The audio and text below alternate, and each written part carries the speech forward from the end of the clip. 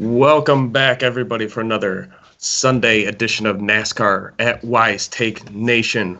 This week we have the Auto Club 400 in Fontana, California.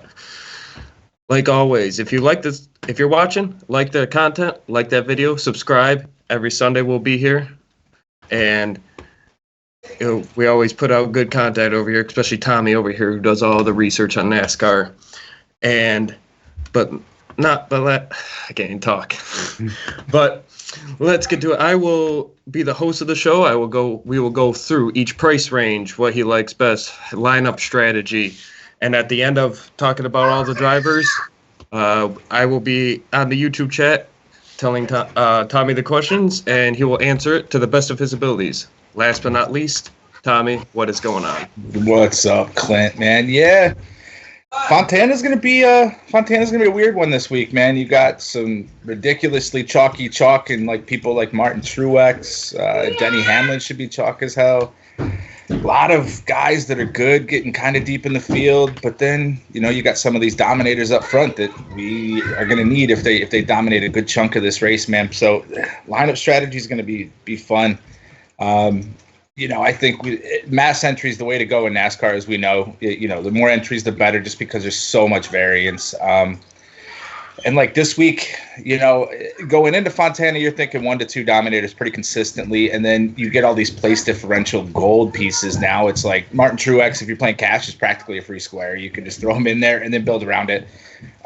So there's a couple different ways you can play. I was building lineups. I tried to use an optimizer. It wasn't feeling the greatest, but I still want to do multiple entries. So I did a lot more hand building this week. And yeah, man, it's going to be what you're taking a stand on some of these super chalk guys, whether you go over or under on your mass entry. And yeah, man, it's going to be fun. Just a little bit about Fontana and the race, what we got going on. There's a small chance of some rain today. But Fontana's in the mountains. It's kind of like Daytona. It's really unpredictable. So we might get some rain. I think we're going to probably get the race in today, maybe a rain delay, but I would hope for not even that. So 2 mile, long straightaway oval, not a whole lot of banking. So it's also known for a lot of tire wear, really rough surface. These cars are going to be bouncing around. There's these huge tar like strips of like sealant that they've used for like these huge cracks practically all the way around the track, especially through the turns. So it makes it interesting. Cars get a little bit loose. You get some place, swapping just because a guy gets a little loose coming in or out of 1 and 2 and 3 and 4. So yeah, man, it's gonna be, like I said, there's a lot of different ways you can play today, man. But we'll dive right in, man. Let's get going. Okay, let's start 10K range. We got 5 guys. Harvick at 11.6.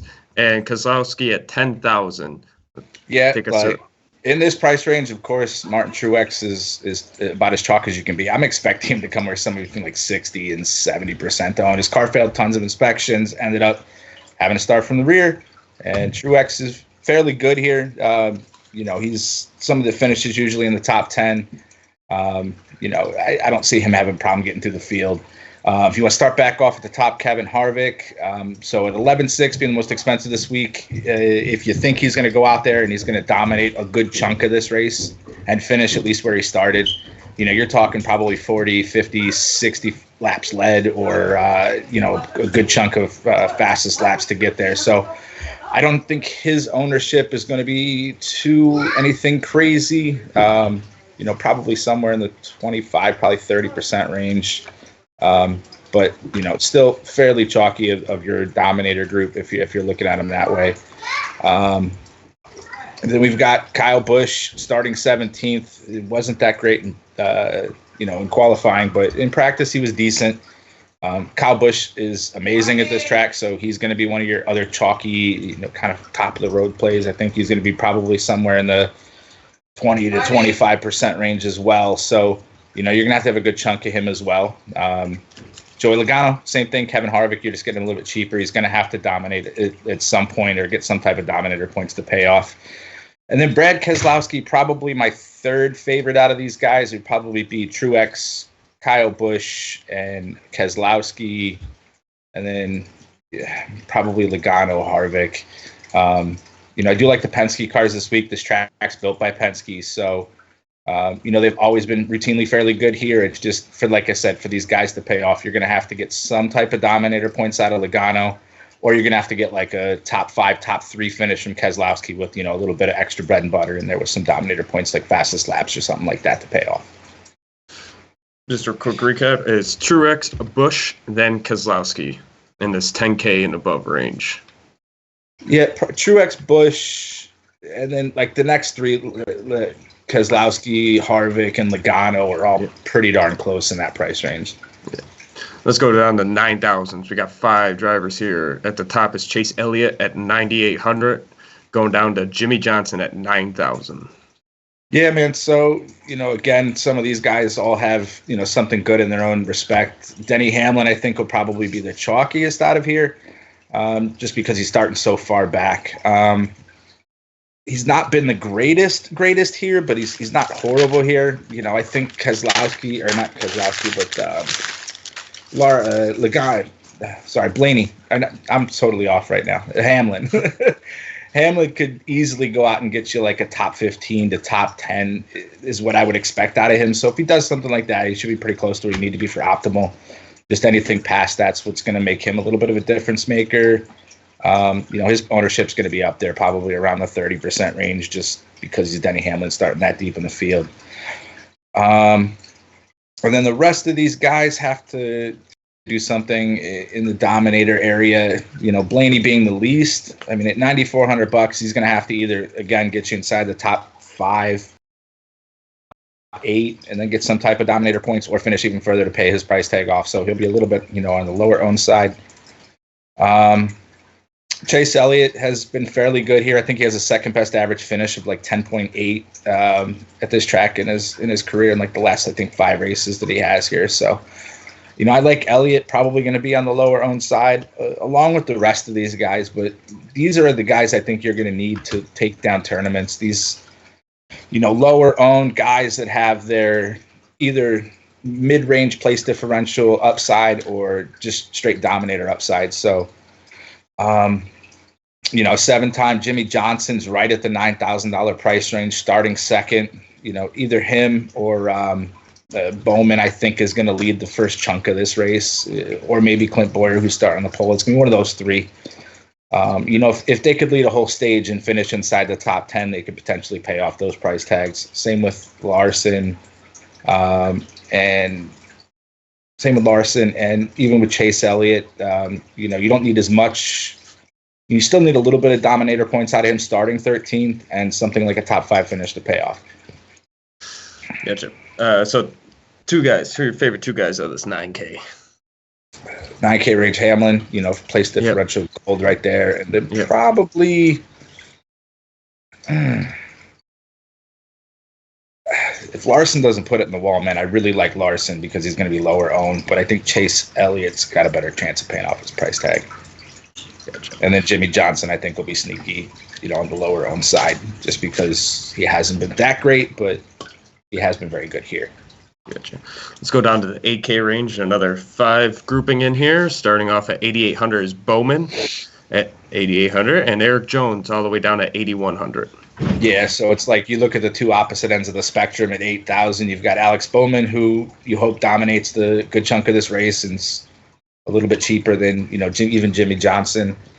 And then you got Eric Jones right at 8,100, starting 29th, who's been decent here. I mean, starting 29th, you don't need much more than like something inside of the teens, to pay off an $8,100 price tag. So, I like him a lot down here. William Byron also with the place differential. The Hendrick cars have been fairly good all weekend. So, I could see Byron getting inside of the top 12, top 15 as long as he stays out of trouble.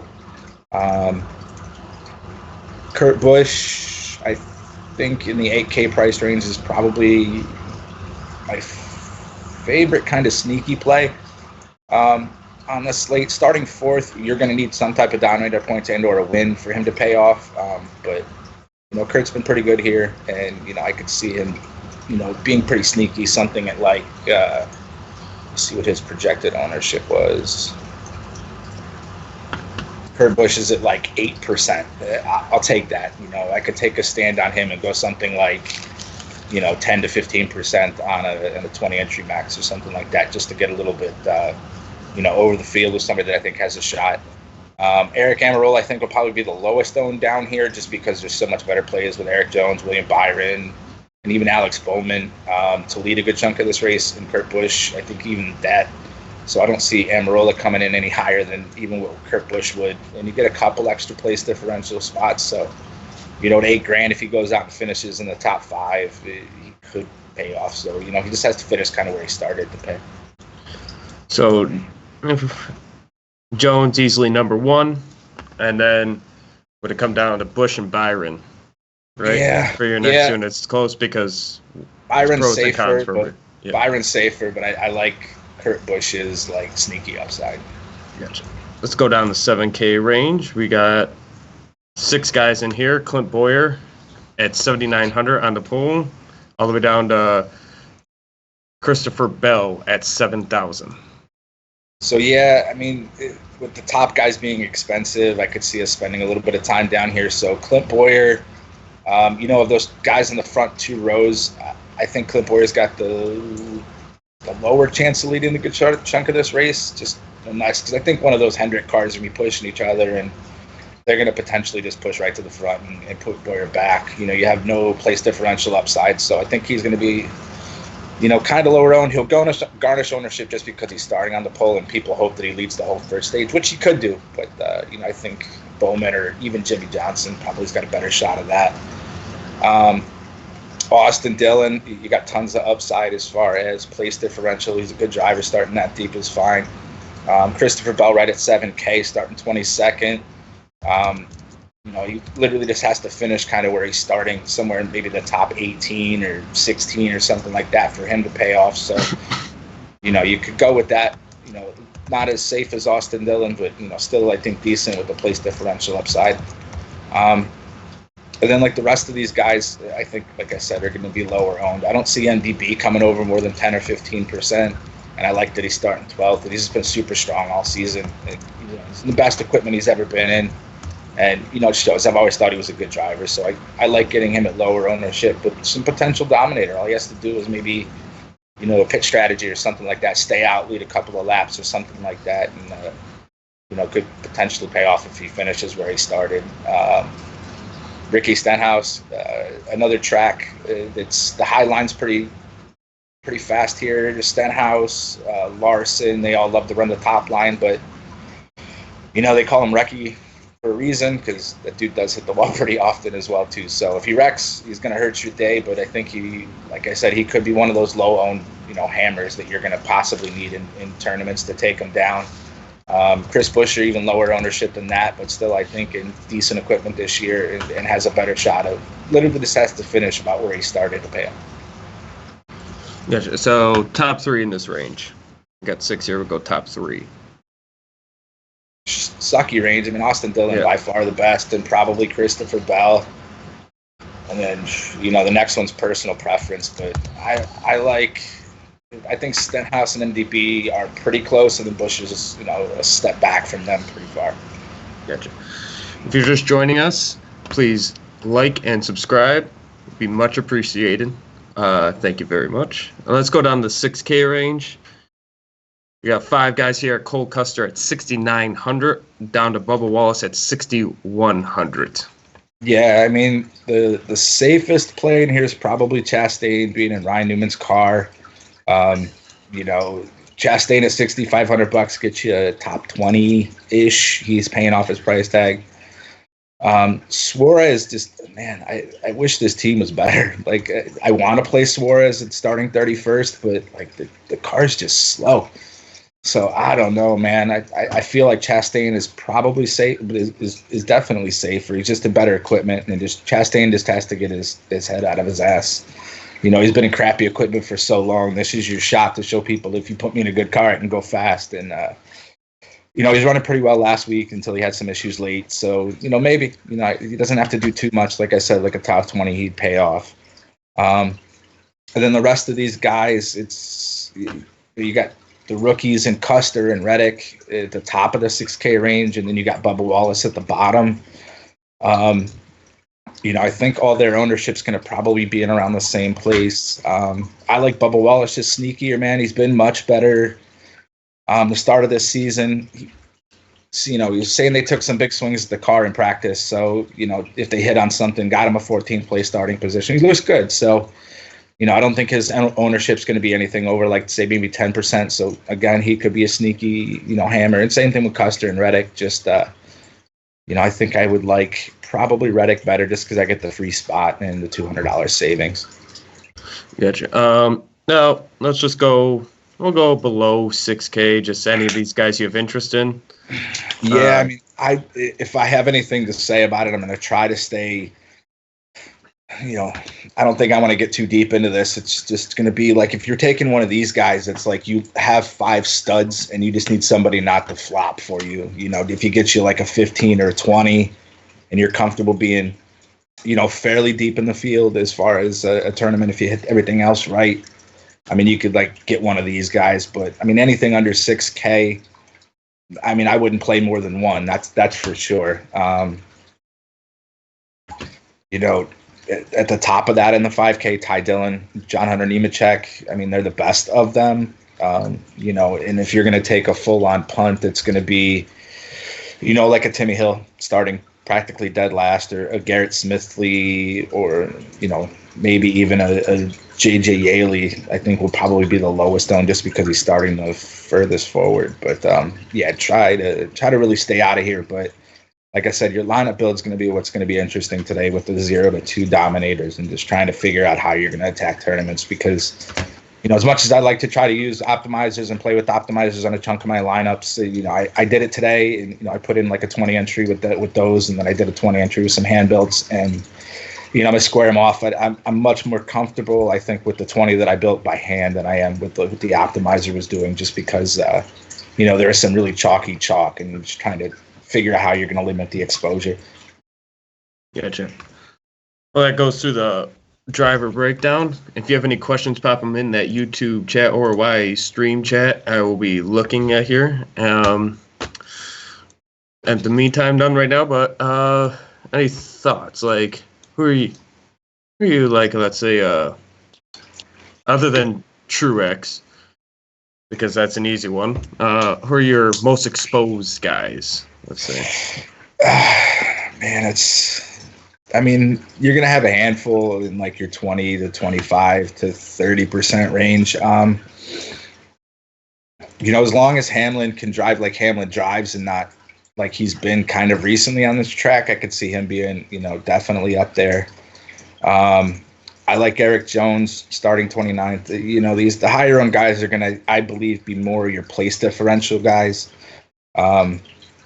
Like Truex, of course, Denny Hamlin, Ross Chastain, Ty Dillon, Eric Jones, even Austin Dillon, William Byron. I think you're going to be your higher owned place differential guys. And then as far as your Dominators, it's price versus, it's price versus how much they're going to need to lead. I think for me, as far as the Dominators, I like Alex Bowman starting third at $8,800. He doesn't need to do as much, and I don't think it's going to be like a monster Dominator like Kyle Busch has been with Leland. Got 100 laps last year.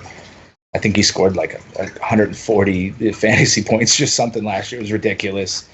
And then as you start to get lower, it's like maybe a Clint Boyer or Kevin Harvick. You're going to need more out of them being more expensive. The Clint Boyer, not as much, but Clint Boyer and Alex Bowman are kind of in that boat. I don't need a whole ton out of you, and I just need a decent finish to pay off. And then, with Kevin Harvick and like Logano's or Keselowski's and stuff like that, you're going to need a little bit more. Gotcha.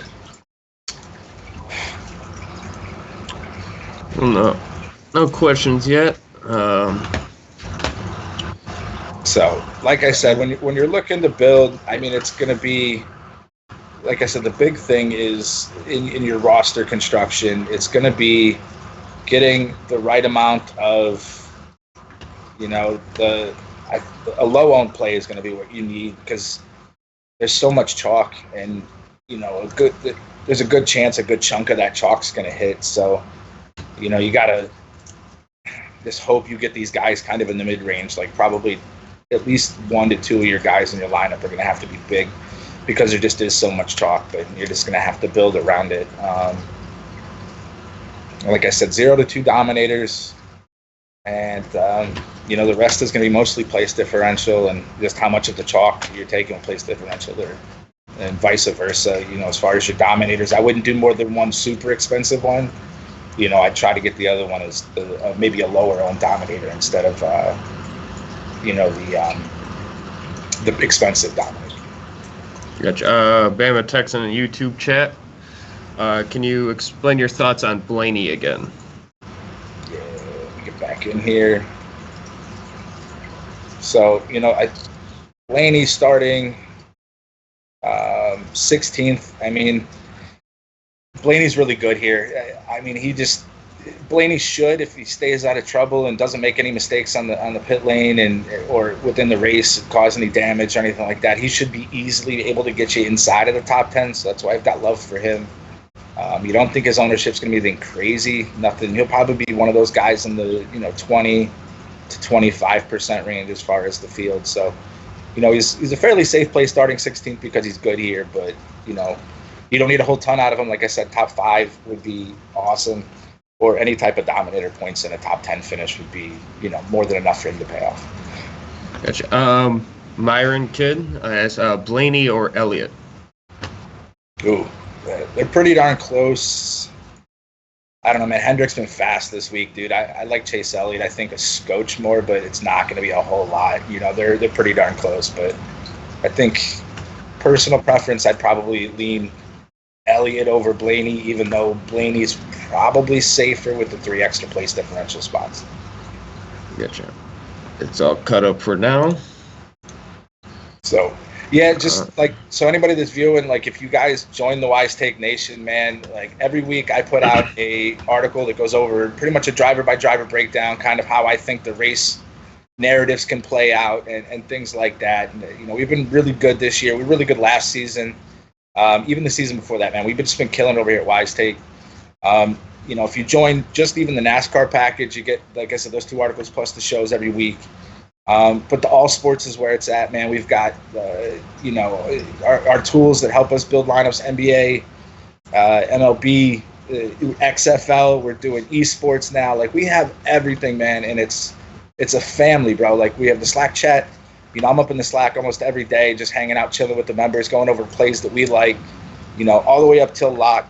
We've got it for everything, man. Like I said, it's awesome to be here. So, like you said, give us that like button, give us that subscribe, man. It helps us a ton. And, like I said, just all it takes is just joining the nation, man. Try a day pass, man. It's ridiculous. You will definitely come back, man. It is a great place to be. Lewis from YouTube chat asks, thoughts on going with a small player pool in the 20 max to keep your core tight? I mean, that's probably how it's going to end up panning out, just because you've got so much chalk with Truex and Hamlin, Chastain, Eric Jones, Kyle Busch. You could on a 20 entry max. If you do that, I mean, I think your chances of cashing to where you played or just a little bit more is a comfortable expectation with that. But do I think you're going to take out a tournament with a tight player pool?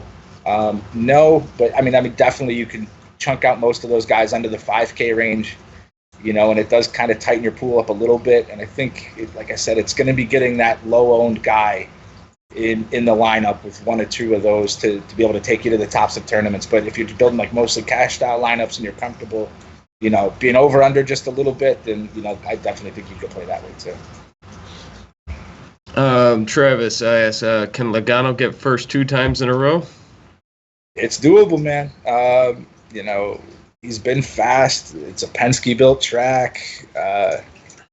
Starting 7th. I mean, can he win the race? For sure. From a DFS perspective, he's going to need to do quite a bit at almost $11,000. But again, it's somebody that in that, probably, like I said, between 10 to 20% ownership, you're going to have, these are the guys you have to take a stand on if you're building mass entry. You're going to go over or are you less comfortable with him going under? I could see easily going a little. I like him. I mean, I could see myself going like if it was 10 to 20, I could see myself going closer to the 20 or higher. Byron has one more question. Thoughts on Larson again? Can you go over Kyle Larson again?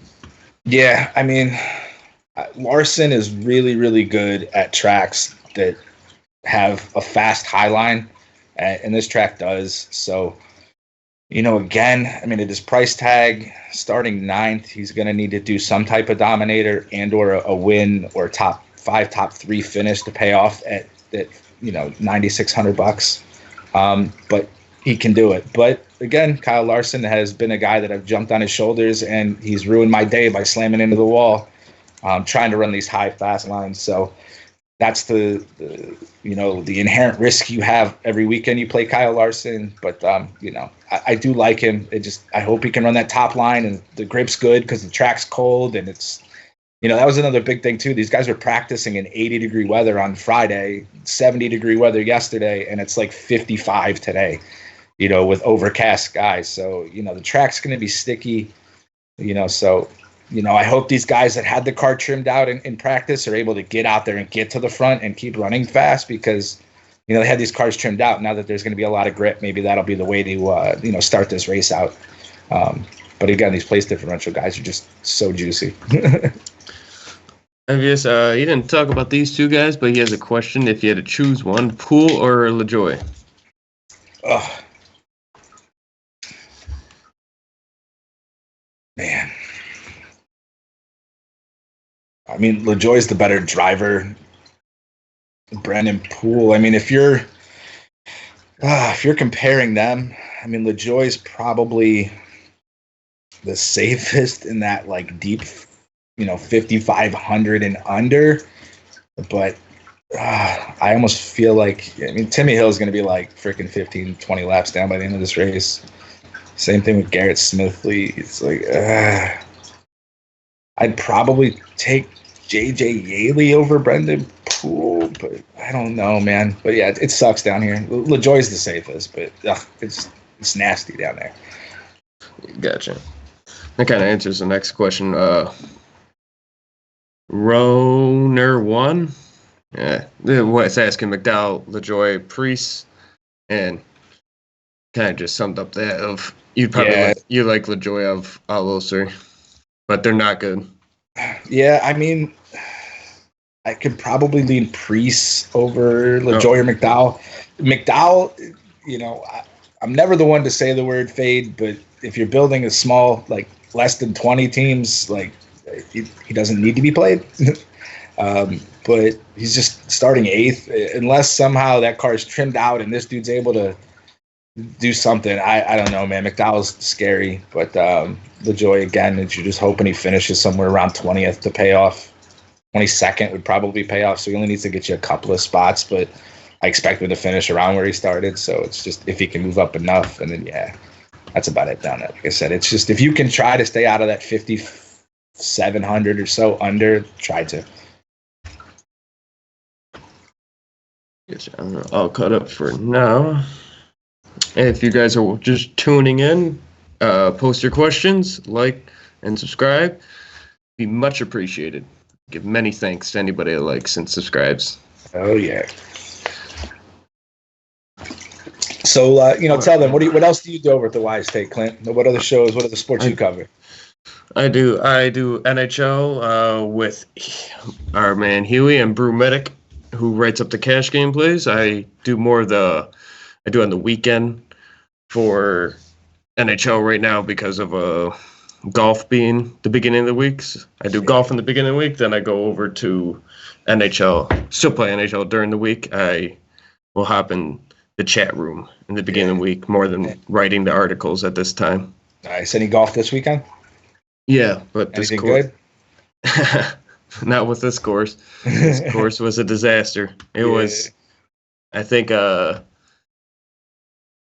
want to say only like 3 people above 9,000 made the cut. 3 or 4 above 9,000 made the cut. Wow, it's like a Daytona lineup, man. It was like you had to leave 5-6K on the table. Yeah, it At one point, after one day, it was like the most optimal lineup was like 5,000 left on the table. Yeah, it's crazy. It changed obviously because the highest price guy is now winning. But yeah. What's it? What kind of grass? Bermuda? It's Bermuda. Yep. Nice, it's one of the toughest courses there is on tour. Yeah. I got to, what was it, 2001, I believe it was, man. I was in the military. I was stationed in Augusta, Georgia, and I got to caddy over at for the practice days for the whatchamacallit, for the Masters. Oh, okay. So, yeah, it was cool. They had us, like, caddying for some, like, no-names that, just barely made it people. Yeah, you get some European tour guys, some guys that don't play in the PGA that much, but so that's always fun. So, like I said, guys, post your questions, dude. We've got about an hour or so, hour and a half-ish till lock. So 2 hours. Oh, wait, is it 3 o'clock or 3:30? It's 3:30. 3:30, right? yes, we got 2 hours. Yeah, we got 2 hours, yeah. Staying here for a little bit more. Anybody got some questions? As I listen to your fish tank. Before I looked, I thought someone was just taking a really long piss. Very long. Yeah. Man. So yeah, I mean, it's just. I want to see how Eric Jones I have. I don't know. I have 50% Eric Jones right now. Yeah, I mean, you said you built how many? 8 teams? I built 8 lineups. Yeah, I mean 4 teams, and it's you started getting into like the teens and stuff like that. I'd start kind of limiting him a little bit, but I can see 50% in Eric Jones on 4 teams. Yeah. Zach. That's Zach Nuts. He's starting 29. Yeah. Zach Nuts. Didn't hear your thoughts on Kurt Busch. So your thoughts once again on Kurt Busch. Kurt Busch, man. Like I said, I like him as sneaky low owned, man. Kurt Busch is good here. He's starting 4th. Even at $8,600, because he's starting so far forward, you're going to need a good handful of Dominator points. And like I said, the key to winning in tournaments this week is going to be having one of these low owned guys, right? So, Kurt Busch, I think, is going to probably come in somewhere 10% range. And, I took a little bit of a stand on him. I think I'm at like 15 or 20. I think I put him on 1 or 2 more just because, like I said, I think this is how you're going to have to win in tournaments. And, this week it's you're throwing it into the fire. You're like, I'm going to go to the top or I'm going to potentially lose it all. This is one of those weeks just because there's so many different ways to play. If you're building, like I said, with an optimizer, you're going to be kind of forced one way or the other, whereas if you're hand building them, you could kind of get a little bit freaky on 1 or 2 lineups in a tournament that could be difference makers, man. Like I was doing super good last week, right up until that last late race caution, where half the field came in and the half field stayed out. Logano stayed out, and ended up getting lucky. If they wouldn't have got the yellow flag after he crossed the start finish line, the outcome of that race would have been completely different and completely back into our favor. Yeah, that was an interesting finish. I'm just like, yeah, but yeah. I think I was up like 60, $70, and then I literally I broke even. Yeah. So yeah. Andrew L says, "What's the highest starting position to use for cash?" It's different this week with Truex being. Yeah, I mean that, but other than that, highest starting position doesn't really matter, man. It's just how much of a stand you're taking on these guys compared to price and what they're going to need for place differential. So, I could see you taking Clint Boyer. I could see you taking Jimmy Johnson. I could see you taking Alex Bowman. They all have kind of their own retrospect, their own aspects that make them cool. Like Bowman's cheap. And if he gets out and leads, like, say, the first stage of this race or a good chunk of the first stage and then, finishes in the top 10, he pays off. Kevin Harvick, more expensive. You're going to need a bigger handful of points out of him to pay off, but he's Kevin Harvick. He can do it. Clint Boyer, he's cheap starting on the pole. Like, you just hope he goes out there, leads like the first 30 laps of this race or 40 laps of this race and finishes inside the top 10. So, yeah. So really don't let that. I mean, I wouldn't have more than like 2 guys in the top, 10 if you're trying to build, just because there's so much, like I said, place differential gold and there's so much that's chalk. Especially, like I said, with Truex, starting dead last in 38th, he should be ridiculously high on. Roner one has question about Priest. He's like starting 20th, but no, qualify for 20th, starting in the rear. How many? Oh yeah, I forgot to bring that up. So, yeah, I mean that just makes you want to limit him even more. I mean, Priest, he's cheap at $5,500, but like I said, you don't have to be down here. I mean, it's whether they're starting too far forward or whether they're just in garbage equipment. You don't need to be down in that. Like I said, try to get out of that 5K range. Priest is in decent equipment, even though he's starting from the rear. Hopefully he can claw his way back to like close to where he started. Even Priest finishing maybe 24th, 25th or something like that, he's not going to kill you. But again, it just takes something stupid to happen and he wrecks and he's just completely garbage starting 20th and even at that price tag and finishes like 35th. He's going to just ruin your day. People really like the question about LaJoy. Another LaJoy thoughts question. Yeah, I mean, you see Real JoJo. Yeah, you see LaJoy's price. LaJoy's in decent equipment now, but I don't know, man. I guess if you're in that range, I mean, I would definitely play him over Priest, in my opinion. Percentage of ownerships I don't know. It all depends on how many people. I mean, Priest, I think, should come in lower owned starting from the rear. But, I could see people saying he's in decent equipment. But, and then Corey LaJoy, same thing, $5,400. He's got to just finish in work of where he's starting to not kill you. If you're stuffing in 5 studs and you got $5,400 left, by all means, he's not going to ruin your afternoon, hopefully.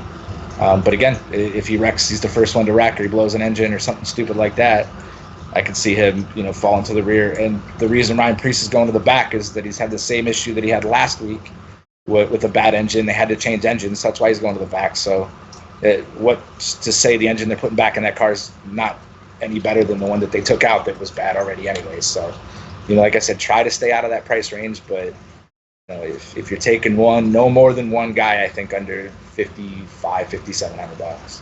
That's for sure. I mean, I wouldn't do more than one. Gotcha. VYNN as Bubba Wallace or Ty Dillon? See, that's a good question. Bubba Wallace or Ty Dillon?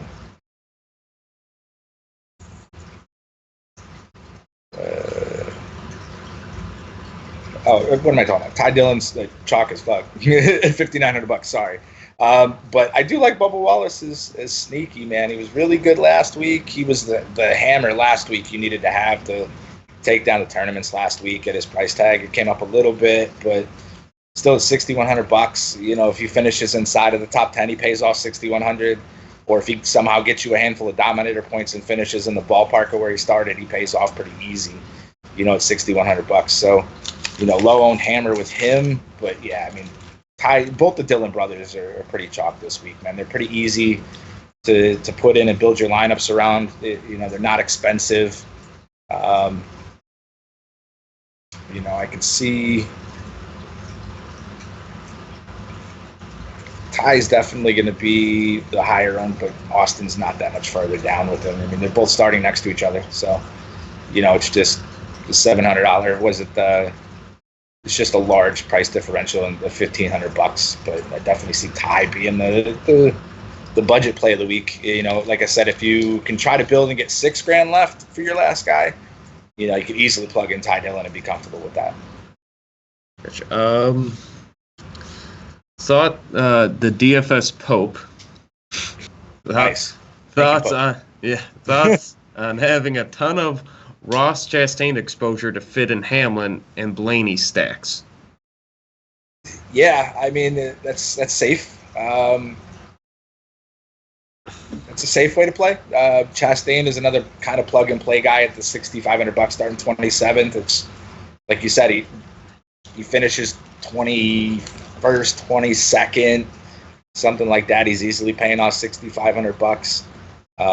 But he's an equipment that could get him more than that. So, I expect him to be super high owned. And yeah, I mean, I definitely could see if that's how you're building and that's what you're building your core around. And yeah, for sure, I could see those guys all making the core. They all made my core. Good shot. I'll go back to a question earlier. It wasn't for the race, but Myron had a random question. How would you change up the 2021 NASCAR Cup schedule?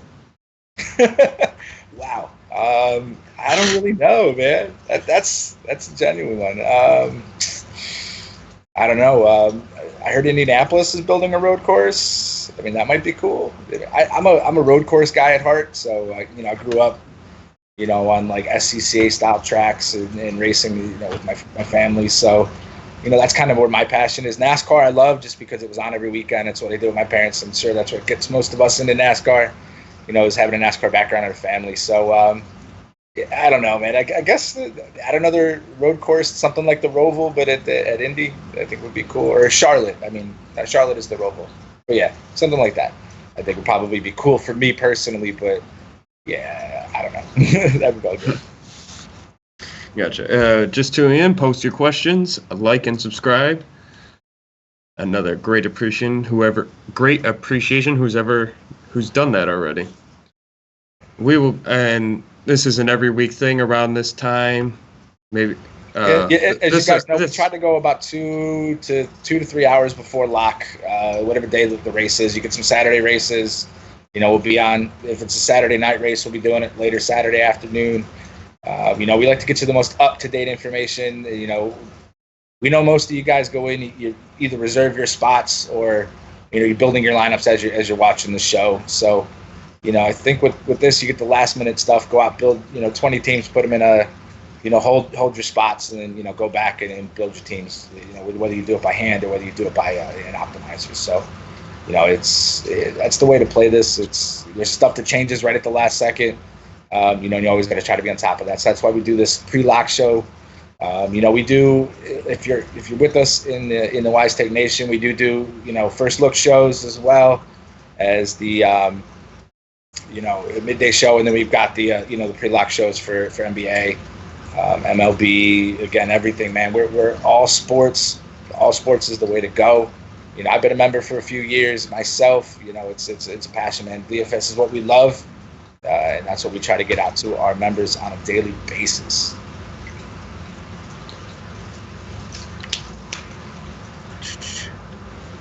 Nothing new to add. We'll be here for a little bit longer. I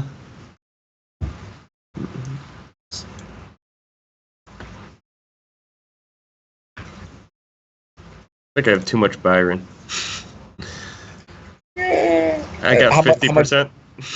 50% Byron. But I just liked how he was fast last weekend. It seemed to me, he was until the end. But yeah, I mean, like I said, if you're building 6, 7, 18, 10 teams, it's not a bad way to play it. I mean, he's 21st. His whole team, again, like I said earlier, Jimmy Johnson's 7 times fast. Alex Bowman's fast. He's probably the safest on his team just because the other two need to do something to pay off, whereas all he has to do is finish around 10th, 12th to pay off. So yeah, man, I can see that. Like I said, we build a small number of teams. That's not a bad way.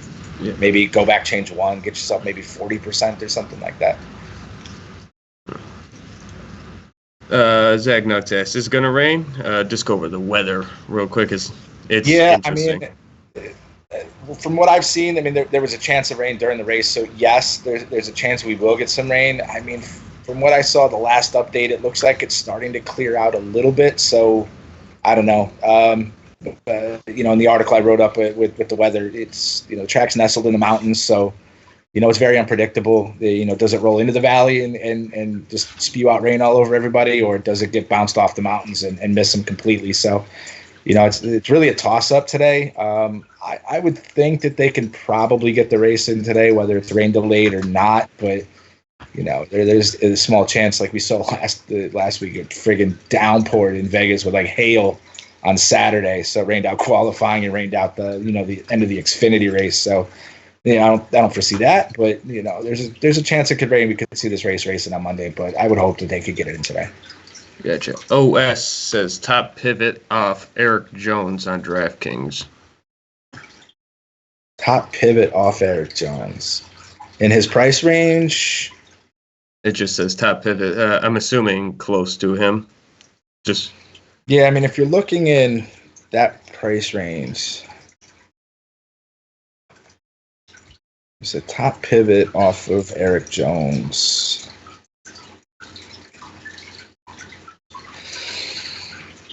William Byron, probably. I mean, you're not getting all those extra spots, but like I said, his team's fast. He'd be able to do the closest pivot. And then if you want to pivot off somebody you think can potentially win this race, you could go up to, say, Alex Bowman, Jimmy Johnson to lead a good chunk of the first half of the race, too. So you can pivot with them as well. Gotcha. Lewis asks, is Priest and Stenhouse going to be scored from the normal spot or the back? Let me check on Stenhouse. That's news to me.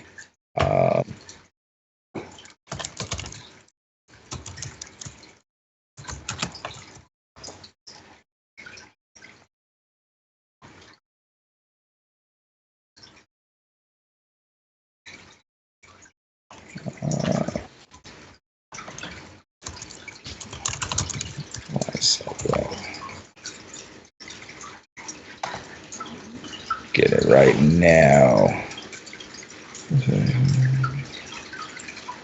I was car hit the wall in practice. If you start from the rear, I mean, that's going to make you. I mean, he wasn't a phenomenal play either way. I mean, he was more of a low-owned hammer that I was hoping starting from 10th. I believe if it was after qualifying, if it was in practice, if he qualified, he should be scored from where he qualified. Unless there was body modifications made after qualifying, which, I mean, starting 10th, I don't see why you would have done that. So if he's starting from the rear, I mean, yeah, for sure, you're going to have to pivot off of him. What was the other part of that question? It was Priest. And Priest we already knew was going to the rear. Yeah. I mean, you just need Priest to finish close to where he started to pay off and not kill your day. So, you know, I could see him garnishing some ownership, but again, not a great play. I probably would have been personally higher on Stenhouse, just hoping that, you know, he could run that high line and potentially win the race. But, you know, yeah, that's probably where I'd sit on that. Yeah. DFS Little Monster asked, do you think a Toyota car wins today? Ooh, that's been the question all week, man. You know, Toyota looked horrible last week. Except for Logano. Yeah. Logano's a fourth. Yeah. So, yeah, I mean, Kyle Busch had to start from the rear. Denny Hamlin had to start from the rear. So they had a huge uphill battle regardless. But no cars inside the top 10 was kind of surprising. I don't think it's going to be like that today, but, you know, talk around the garage has been, you know, people were talking if, you know, you're building a couple teams, maybe making one without a Toyota, but I don't know, man. I still like Kyle Busch. I still like Denny Hamlin. You know, so I don't foresee them maybe not winning the race, but paying off with DFS. There's Toyotas that should definitely, hopefully, pay off. Yeah. OS ask Blaney or Byron on DK Cash. I know there's a huge price difference though. What does he say, Blaney and Byron? Yeah. For cash. Blaney and Byron for cash. Blaney or Byron. I mean, if I'm building for cash, probably Byron, just because I'm saving $1,000 and I'm getting the extra place differential spots and his team's good. But Blaney, again, they're not too far north or south of each other, I think, with projected ownership. So I'd probably myself personally lean towards Byron. But Blaney has been really, really fast all weekend, and I don't know. It's super close, man. Do you think Blaney gets all the way to the front and does something, or or gets you like a top 5, a top 10 from either one of them? It's just not needing as much from Byron. I think he'll probably come in higher owned, but I could see myself or you guys out there taking a stand on Blaney as well. Gotcha.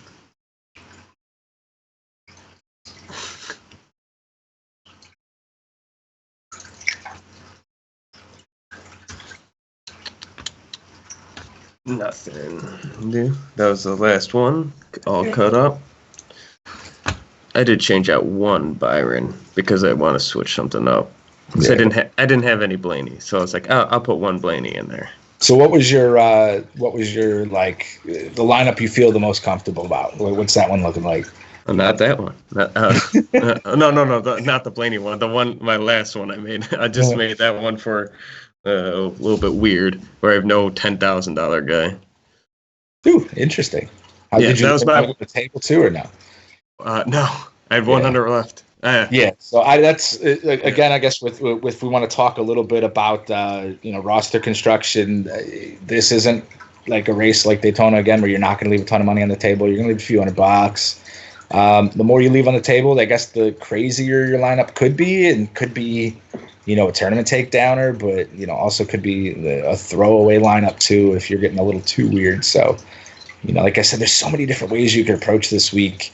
Like I said, I went really on my 20 hand built. I tried to get really kind of separated in lineup construction, where I was more, like I said, of 20 teams, probably 10 of them had 2 to 3 place differentials and 0 to 1 dominators, for the brunt of it. And then I got a couple with 2 dominators. Just trying to get the low ownership pieces right, and along with the chalk pieces, like Martin Truex just has to finish this race, and he should finish inside of the top 15. So that's a free square pretty much on both sites, as long as he doesn't screw up. He just pays off. I'm saying Denny Hamlin, kind of the same thing.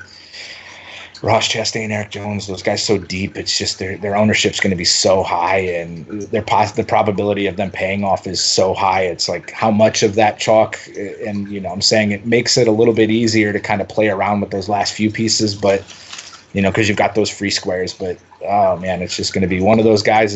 It just takes one of them to screw up a good chunk of your day. And that's why I said you got to have a couple that are a little bit off the wall with these really chalk plays out there today.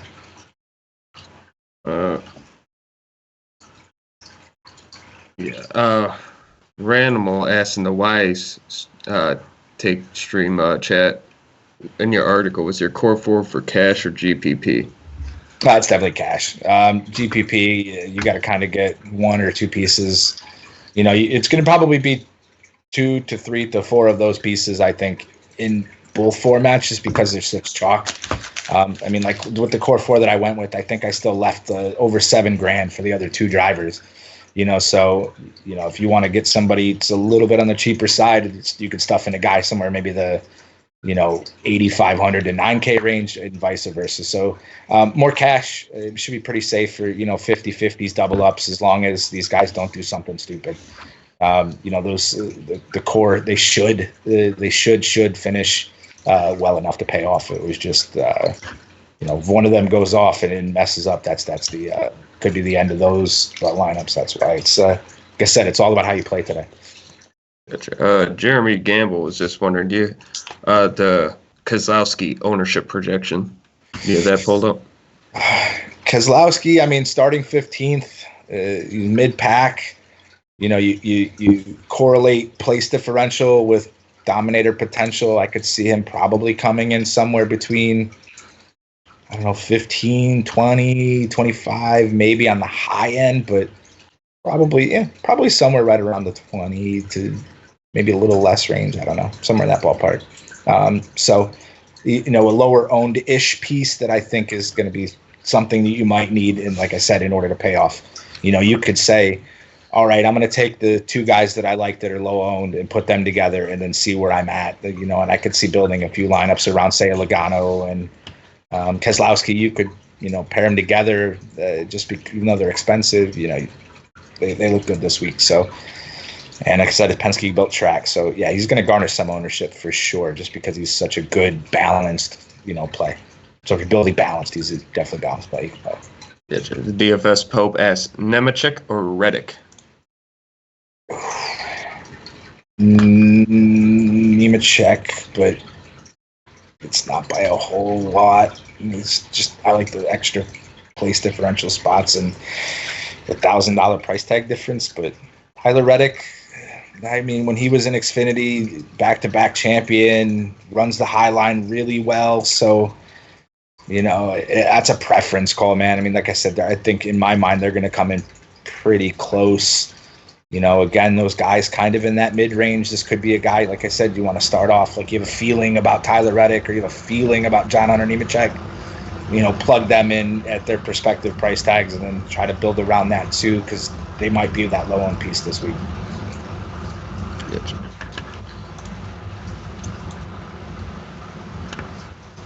We got about an hour and 34 minutes until lock. Probably take this to about, unless we get a bunch of questions here late, probably take about 4 more minutes till 2 o'clock and an hour showing. Yeah. Questions usually slow down once you, especially the joy questions. 3 or 4 LaJoys. Try not to play LaJoy unless you have to.